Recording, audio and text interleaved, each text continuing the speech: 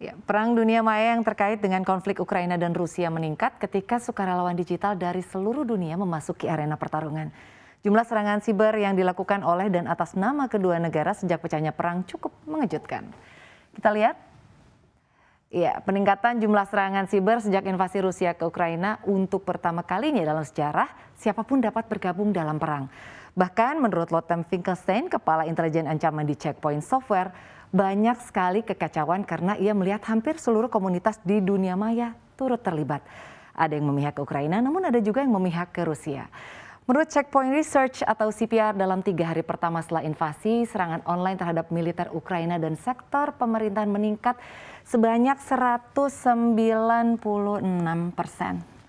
Ya, dan lalu pada 24 hingga 26 Februari juga mengungkap jumlah serangan siber ini sedikit meningkat terhadap organisasi Rusia, yakni 4%, dan ke Ukraina meningkat 0,2%.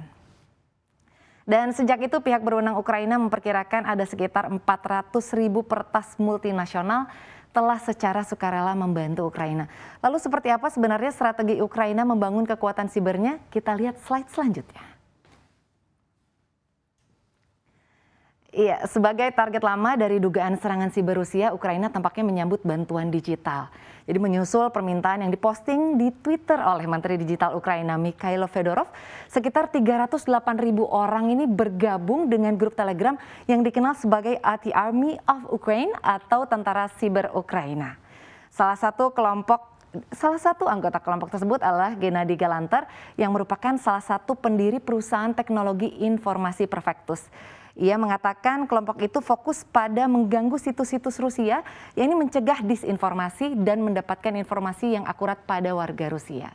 Galanter juga mengatakan bahwa khawatir saat ini mungkin tidak cukup untuk melawan kemampuan siber Rusia dan upaya kelompok mungkin dianggap sebagai propaganda Ukraina atau Barat atau dicap sebagai mesin disinformasi dari jenis yang dia katakan dilawan.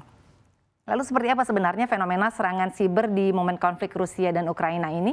Dan apa benar Rusia memang melakukan serangan siber? Kita lihat slide selanjutnya.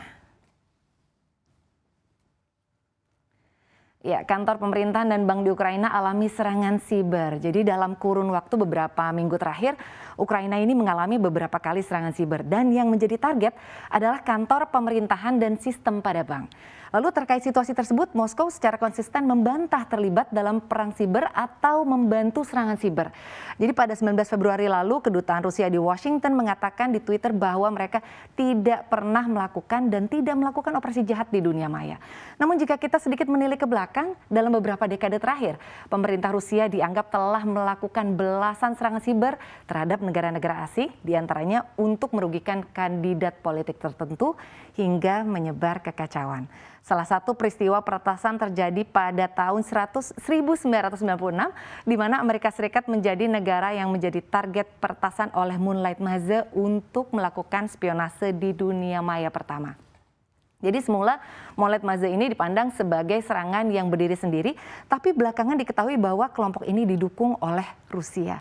Tidak hanya itu, pada tahun 2007, Rusia kembali meretas negara pecahan Uni Soviet seperti Estonia, Georgia, dan Ukraina. Kemudian menyebar ke blok barat seperti Jerman hingga Amerika Serikat. Kendati demikian, perlu dipahami bahwa memang pelaku serangan siber tidak mudah untuk diidentifikasi karena aksi serangan siber bersifat anonymous. Yang terjadi saat ini adalah ada gabungan antara perang yang menghancurkan infrastruktur, yakni bangunan, dan kemudian menimbulkan korban manusia. Dan serangan siber yang melumpuhkan sistem dan menyebarkan disinformasi. Tentu saja gabungan dua perang ini dapat mempercepat kelumpuhan sebuah negara. Dan yang perlu diwaspadai dari situasi perang ini adalah adanya kemungkinan pelaku kejahatan di dunia maya ingin mengambil keuntungan dari kekacauan perang ini. Jadi semoga saja kedua negara dapat segera mengambil solusi terbaik, yakni membangun perdamaian agar dampak dari perang ini tidak semakin meluas.